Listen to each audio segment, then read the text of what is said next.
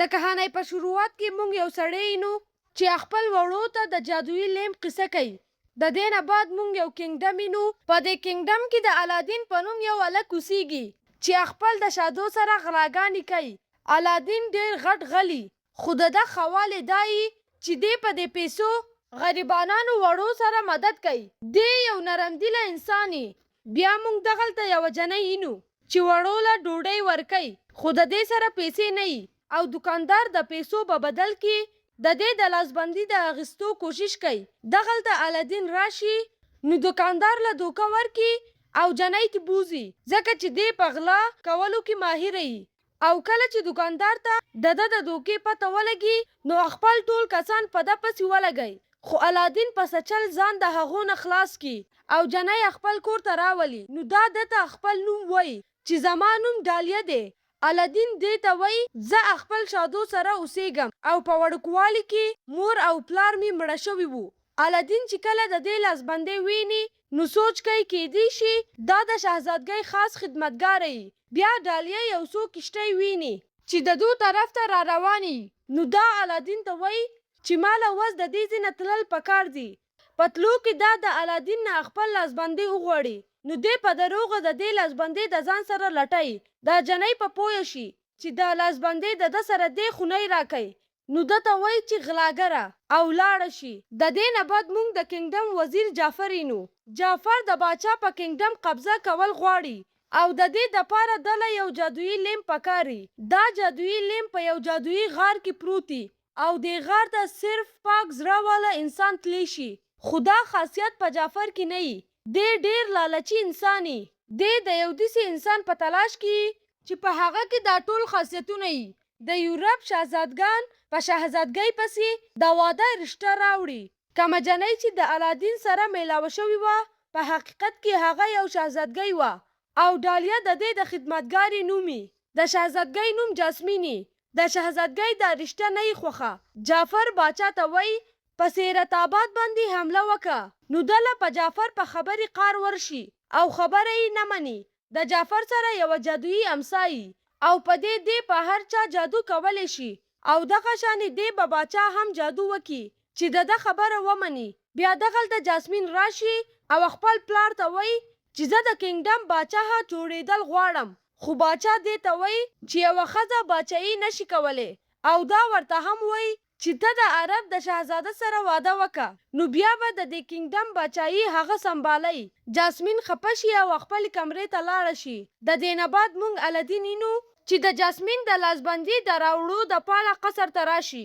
خو د جعفر طوطي الادین ویني او دا خبر جعفر له ویسي. جعفر ویني چې څنګه الادین د ټولو نه په پټه د جاسمین کمرې ته لاړ شي. دلته دی دا سوچ کوي کیدی شي دا هم هغه هلک کم چې به زما په کار راشي. الادین په جاسمین پسې راشي او د هغې لاسبندۍ واپس ورکي. دی د دې د سر نه ستنه واخلي چې بیا دوباره په دې بهانه قصر ته راشي او د دې سره میلاو شي. کله چې دی واپس ځي نو ګارډز یې ویني او راونیسي. دی یو دشت ته بوځي. دلته جعفر الادین ته وایي په کمې جنۍ چې ته د خدمتګارې خیال کې هغه یوه شهزادګۍ ده او که ته د شهزادګۍ سره واده کول غواړې نو د دې دپاره تاله به ډېر مالداره جوړېدل پکاري. جعفر ده ته وایي ته ماله د جادویي غار نه جادویي لیمپ راوړه او په بدل کې به یې زه تاله ډېر دولت درکم. الادین د شهزادګۍ دپاره د جادویي غار د تلو دپاره تیار شي. وس الادین د جعفر سره ماښام ټیم هغه غار ته لاړ شي. الادین پاک زړه والا انسان نو غار ده ته څه ونه وایي او په اسانۍ غار ته ننوځي. دی دلته هر طرف ته سره او هیرې ویني خو هیڅ څه له لاس نه وړي ځکه چې جعفر ده ته ویلي د لیمپ نه بغیر نور هیڅ څه له به لاس نه وړي. که لاس دې ووړو نو د غار جادو له به قار ورشي او تا به مړ کي. دی چې مخکې ته لاړ شي نو یو قالین د غټې ګټې د لاندې پسو شوي ویني. الادین د قالین را آزاد کی او قالین د ده نه ډېر خوشحاله شي. د دې نه بعد الادین د یوې ګټې نه غورځېدو ولي خو ځان بچ کی. د ده د غورځېدو سره یوه هیره ښکته غوځاره شي چې شادو یې راونیسي. الادین جادویي لیمپ راواخلي، خو د شادو د هیرې سره د لاس د لګېدو د وجې د غار جادو له قار ورشي او د دو دواړو د مړه کولو کوشش کوي. هر طرف ته اور را روان شي، دو ځان بچ کی او بره راوخیږي. دلته جعفر د دو انتظار کوي. جعفر چې دو ویني نو د بره راختو نه مخکې دی هغه لیمپ وغواړي. الادین په مصیبت کې نو دې زر لیمپ جعفر لور کی. جعفر چې لیمپ واخلي نو دو ښکته غزار کی. شادو په جعفر حمله وکي نو جعفر شادو هم ښکته غزار کی. دو دواړه په غار کې بند پاتې شي. کله چې جعفر لیمپ ګوري نو میلاو ورته نشي او په چغو شي. په غار کې شادو الادین ته وایي چې ما په جعفر حمله وکړه او لیمپ می تی واغستو. شادو لیمپ الادین لور کی. الادین چې لیمپ ومږي نو د هغې نه یو پیری بهر راوځي کم چې په دې لیمپ کې د کلونو نه بند دي. پیری الادین ته وایي هر څه چې ته وې زه به یې درله پوره کوم. الادین ده ته وایي ما د دې غار نه وباسه. پیری خپل د جادو سره دو د غار نه بهر راوباسي.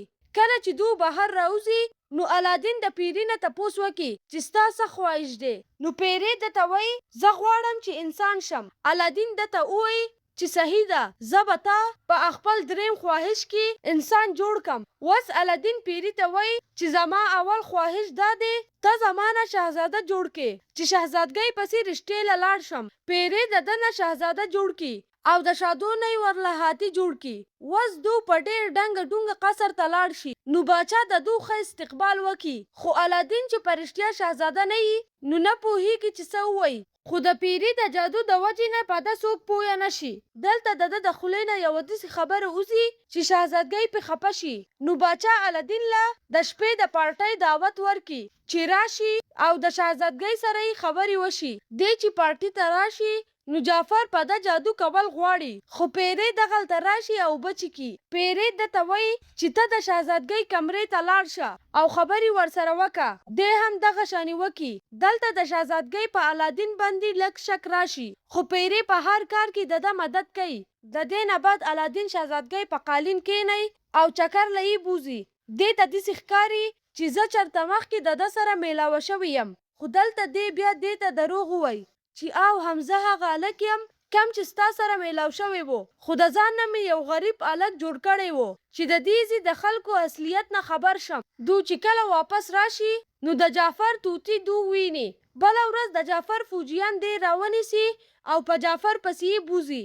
دو دې د کړکۍ نه سمندر ته غوځاري ځکه چې جعفر ته پته لګېدلې دا شهزاده نه الادین دی. جعفر دا پته لګول غواړي که د ده سره هغه جادویي لیمپ نو دی به بچ کی او که نه یې نو مړ به شي. دو چې څنګه الادین سمندر ته غوځار کی نو شادو په قالین باندې د لیمپ سره راورسي. شادو لیمپ سمندر ته غوځار کی خو الادین بېهوشه یي. د ده لاس په لیمپ ولګي او پیری بهر راوځي.